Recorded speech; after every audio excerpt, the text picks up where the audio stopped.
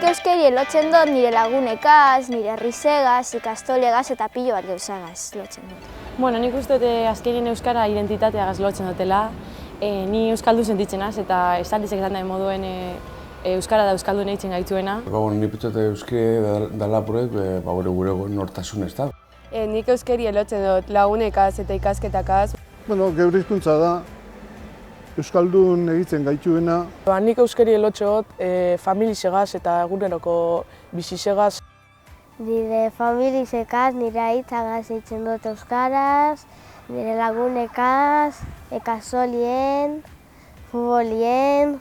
Egunerokotasunien erabiltzen euskerie danetarako, eizen alda lagunekaz, institutoan edo gurasoak hasitzeko. Guraso eta arrebarekin lotzen dut euskara, eta gero euskara lotzen dut orain urte desente, emaztearekin, semearekin eta Gernikako familiarekin oro har. Azkenen gure ama hizkuntzie da, horregaz jaio gara eta horregaz bizi gara egunero, orduen da zozer gure barnien datorrena edo gugaz lotuta dagoena. Nik lotzen dut euskerie eguneroko bizitzagaz. Bai, alanda, lanien bebai karreriez aukeri ez dugu euskaraz ikasteko, baina lanien erabiltzen dugun tresna oso garrantzitsu beda guretzako. Azkenean ni Euskal Herritik kanpo egon naiz eta euskara lotzen edo batzen gaituena da.